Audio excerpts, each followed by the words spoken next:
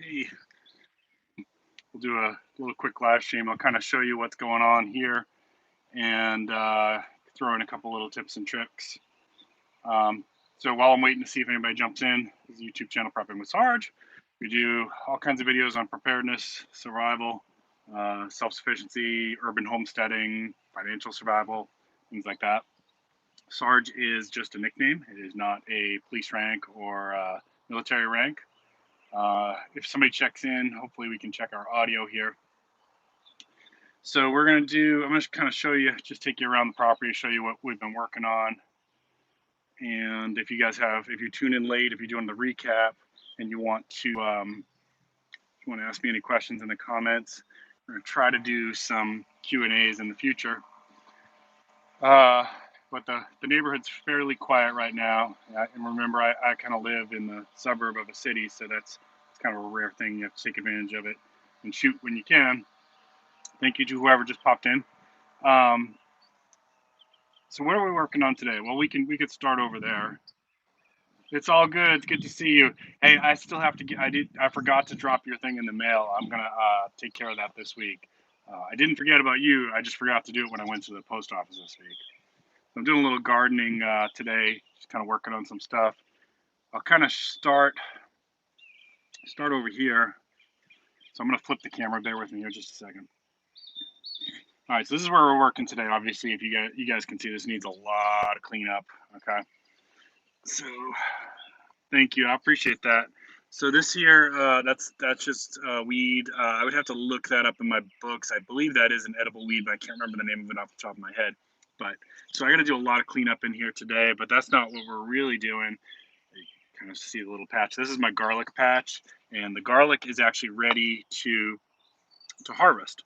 So how do you know when it's ready to harvest? Well, there's a couple things that you're looking for, but see how that's kind of dying out. So a lot of the leaves, like at least a third of the leaves, are turning brown, and it's kind of wilting to the ground. It's ready to come up. And so the way you're going to do this is you really want to be very, very careful when you're harvesting your garlic because it bruises very easily. So I'm trying to do this one-handed, but what you're going to try to do is get under it. I'm going to do one and show you what that looks like. So you're going to try to get under it without actually hitting it with your spade. There we go, popped up, but that's okay. And just take a look at one and see how it looks. Now, ideally you want to harvest this when it's you've had a few days of dry weather. This feels pretty moist. That's making me a little bit nervous. Ah, dang it. All right, I'm gonna give that some thought. I don't know if I wanna harvest this yet or not, but since I pulled this one up, I'll show you with this one. So you don't want to immediately, my recommendation is you don't want to immediately start to go crazy cleaning it. You want to be very, very light because this bulb, that's the prize right there. You want that garlic bulb. And it bruised whenever you first pull it up before it's dried or cured. It's very, very, very, very easy to bruise it, and you don't want to do that. So you just give it a light brush and get the big stuff off there, right? And you can get the dirt out of the roots. That's fine, but you don't want to trim off this the stem and the leaf, and you don't want to trim off the roots yet. That comes later. So all I'm going to do here is I'm just going to put this in the sun, and we're going to let that start to dry. Okay. Hey, Silver Scorpion. So that process of the garlic drying is going to take. Really, it's going to take weeks drying and curing. So I don't know. I'm going to think about that while we're talking here and see if I'm going to pull up any more or wait. I don't know if I can wait another week on this. It looks like it's ready to harvest. But let's go on to something else while I'm thinking about that. I love it, man. This is part of my personal therapy. So I'll kind of take you through here and show you what we got going so far. This was our volunteer dill that we were talking about in some of the other videos, and that's coming along nice. I wouldn't start harvesting. It's too early to start harvesting on that. You want it to get a little bit bigger. You could, you could use that if you wanted to. Good morning, Broken Neck. Could you speed up the process with a dehydrator? I've never tried that for the garlic. I'd have to research that. I'm not sure. These are potatoes. Okay, so I've got that video that I released last week, and you can see it's already, I filmed that like 10 days ago. these are already coming up over the mound. So my plan was to take this stuff here, this soil, after I harvested my garlic today, and start mounding up some more. Now I don't know what I'm going to do. I'm going to rethink this a little bit. But those are my potatoes. Now over here, I've got some peppers doing really nice. And I got a couple, let me get my fingers on them and show you. Got a couple little peppers starting to come along. These came from Pinetree garden seeds, and I believe these were the little red sweet ones. Good morning, Digital Prepper. There's a good one there. So they're supposed to turn red. So you know, you can eat them like that. There's nothing wrong with that. But I'm gonna wait a little bit. They'll taste better if I wait. Go over the other side here. Well, actually, while we're going over the other side, let me show you what's going on over here. So my hydrangeas are finally starting to bloom. And if you've never grown hydrangeas before, they're real pretty. They you can change the color of the flowers based on the acidity that you of your soil. So basically, you can add an acidifier and a little bit more fertilizer. Good morning, Maccabee. It's good to see you. You can change the color of these, so you can get actually pink ones, purple ones, and blue ones. And I think I saw a purple one here. Let me see. Did I see a purple one? I thought I did this morning. Maybe not. If I see it, I'll point it out to you. But this is what it looks like. This is what it looks like before they start to turn color. And this time of year is when all these bushes along here, these will start to really pop with those big, beautiful hydrangeas. Yeah, my wife loves these too. Digital Prepper. Let me see. I think I had. Oh, here's the ones that are a little more purple. Okay, I did see some. I wasn't imagining that. Okay, so they can even get a darker purple than that. Okay. So if you wanted to mess around, they're fun to play with because you can get different colors. All you got to do is you add in the acidifier and the fertilizer. Now I got a couple rose bushes here. Unfortunately, there's no roses on there right now. They did bloom. It had beautiful blooms. If you guys are on my Instagram, you probably saw some of those. And I deadheaded them, so we're just waiting for the second bloom to come in. All right, so let's go over to the other garden over here. Now this is first year asparagus, so as you can see, it's very, very spindly. You really can't harvest your asparagus in the first year. You could, but it's just not going to be worth it. So what you do is you just let it grow, and it becomes a beautiful fern like that, and it'll seed. Let me show you what the seeds look like. All right, see that? Those are the seeds. So just let it do its thing, and this whole patch will hopefully fill in. For some reason, one didn't come up. There's a blank spot there, and one died. And I don't really see that brown one. I don't know what happened, but it takes a couple of years to get this going. But asparagus, especially for us preppers, is totally worth it because once this gets established, I'll be able to harvest off this for 5 or 6 weeks. You keep cutting, it keeps growing. You keep cutting, it keeps growing, and it will survive for 12 or more years. So you get so many harvests off it. It's worth the effort that you put in up front. It's a lot of work in that first year, though, and you don't. Well, not really a lot of work, but you just don't get a lot off of it. So this is my monster rosemary bush.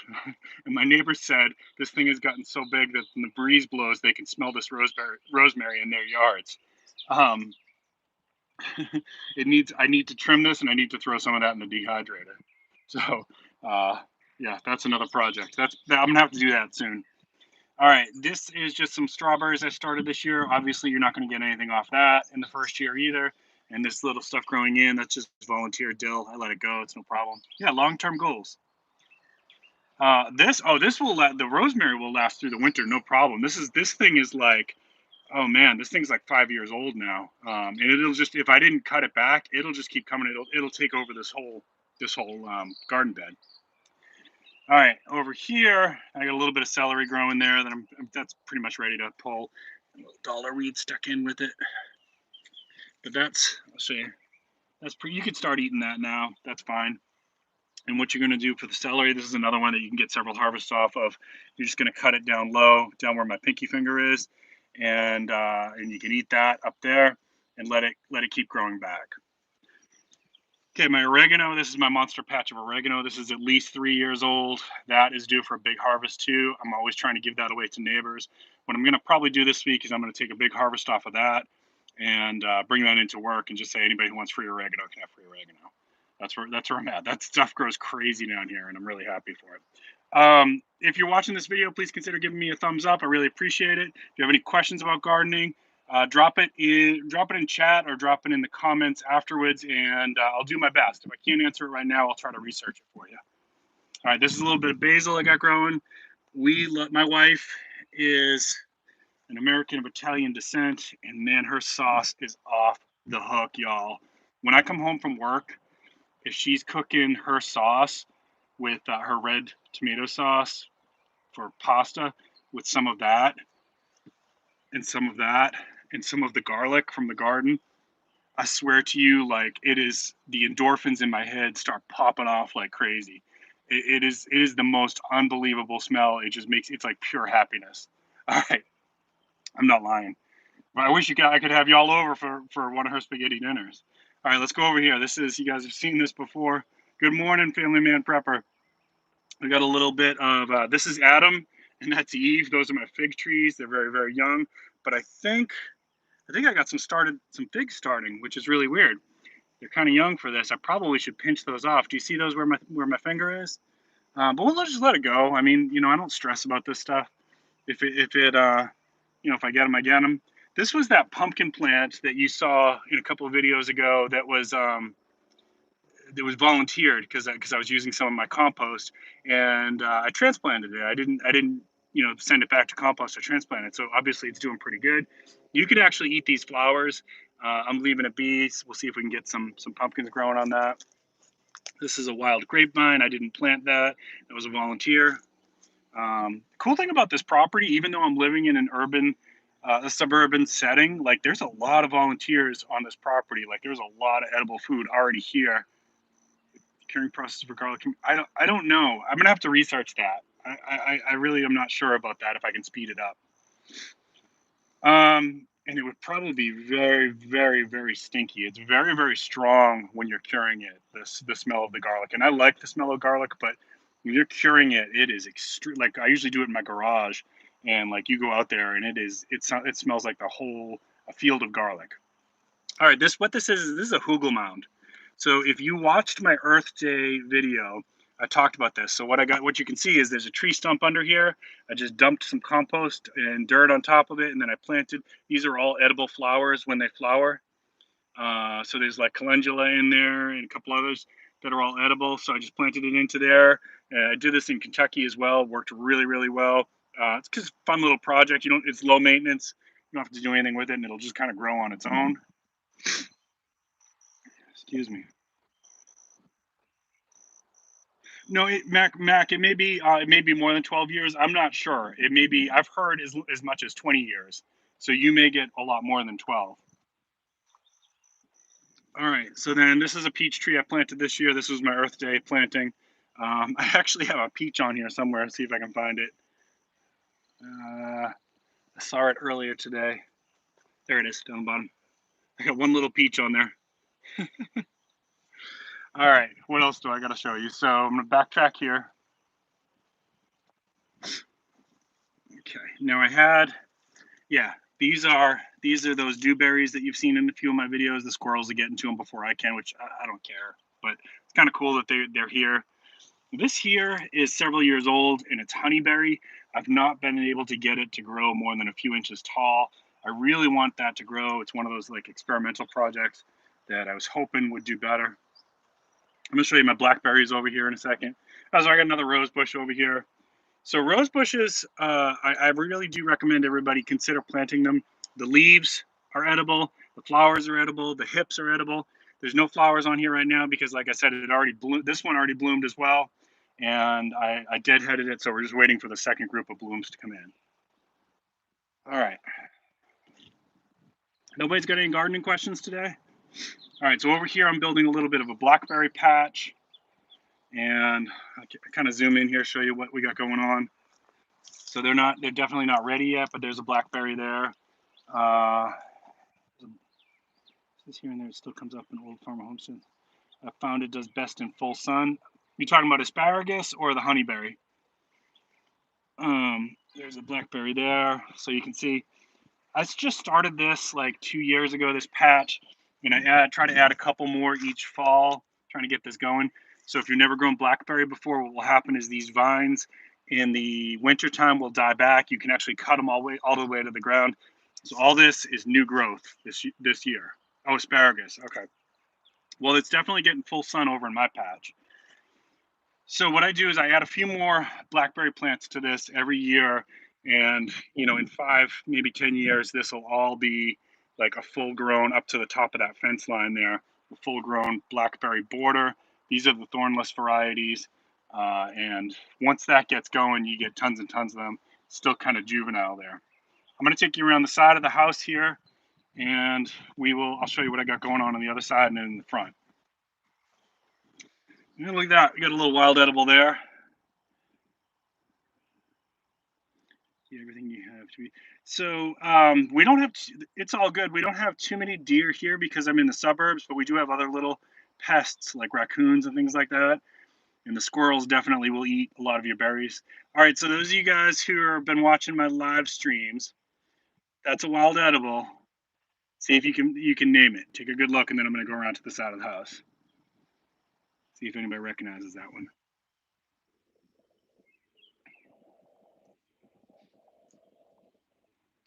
Hope everybody's having a good Sunday. Hope your day is blessed.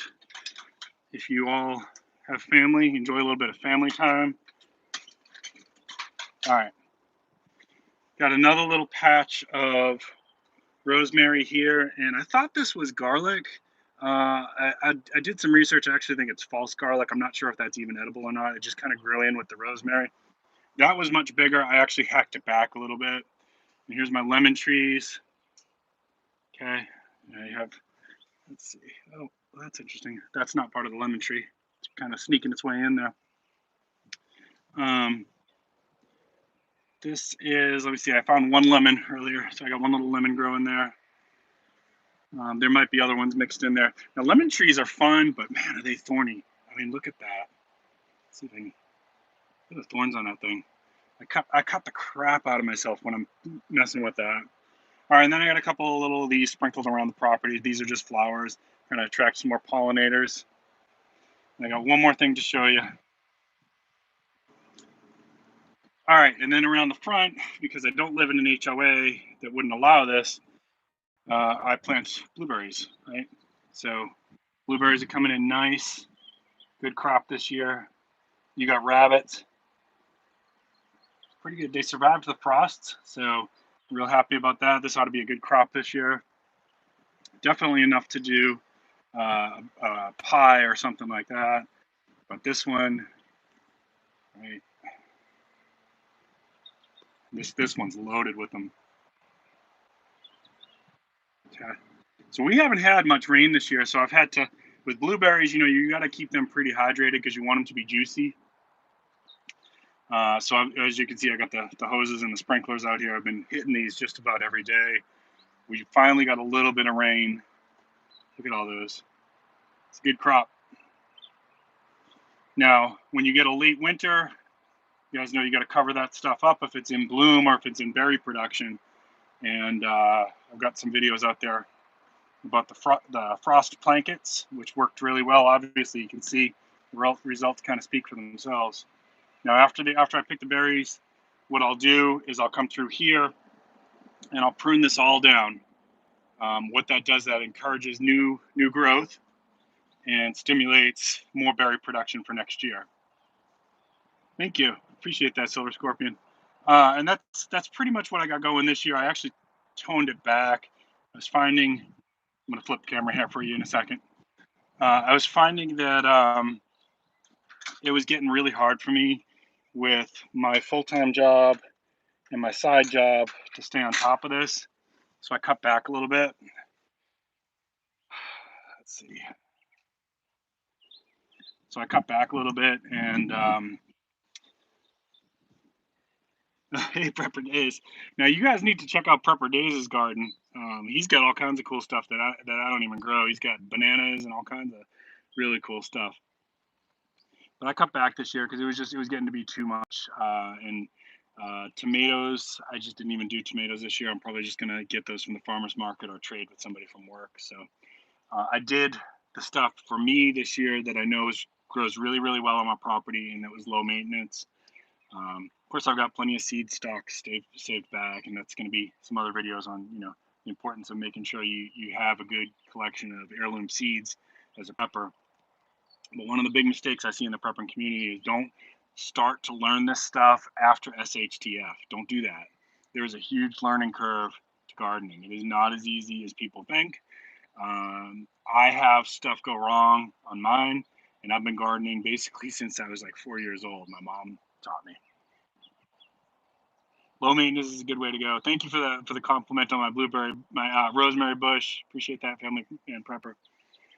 You will find that stuff that you thought you wanted to grow doesn't grow on your property, and or different varieties. Like, so maybe brandywine tomato doesn't grow well on your property, but some kind of hybrid tomato does, right? So you have to figure that stuff out in advance. You don't want to be doing that when, you know, you're dealing with a real bad situation. Like, I'll just give you an extreme example, like Argentina when their economy collapsed, or Soviet Union when that collapsed. That's not the time to be learning how to garden. You should have already been practicing that. So, but you start small, you know. Pick a few plants, grow like 5 different plants in your property. If you live in an apartment, do a little container gardening, do a little window box gardening, balcony gardening. There's all kinds of different things you can do. There's stuff you can grow outside if you don't have any land outside, right? You know, you can grow some of the lettuces inside. You can do stuff with lights to grow stuff inside. You know, there's in a closet, like people can grow pounds and pounds of produce in a closet. Core Big Army still early, so fill up your bags. Thanks, James Leo. All right, I gotta get back to work here. I really appreciate y'all. Does anybody have any other questions about gardening or anything you want me to research a little bit for you? I appreciate everybody tuning in. I hope you're having a great Sunday. What have I got coming up this week? I've got a video where I did a little bit of a pesticides. Yeah, and you got to know which ones you work with for your property for the pesticides and the fertilizers and things like that, and which ones you're comfortable using for your family, right? Because there's pros and cons to all of those. I will talk about the ones that I use. That's a really good topic for a future video. So what do I got coming up? I got a little product review that I'm trying to put the finishing touches on, and I've got an urban foraging video coming up, and of course we'll be talking about some of the stuff that's going on with silver, gold, and crypto and that kind of stuff. The markets are kind of crazy right now. Silver and gold seems to be on the rise again, so those of us who are silver bugs are definitely going to be happy about that, I think. And rumors of Silver Raid 3.0. I don't have a lot of information to share on that just yet, but I will be monitoring the traffic and sharing what I can. I hope you all have a great Sunday. Thank you so much for tuning in. SilverStacks Prepper, thank you for tuning in. I appreciate it. Go enjoy your families. Get outside if it's nice where you are. I gotta figure out what I'm doing with this garlic patch. You all have a great day. Keep planting your seeds. Keep stacking your silver. This is Prepping with Sarge.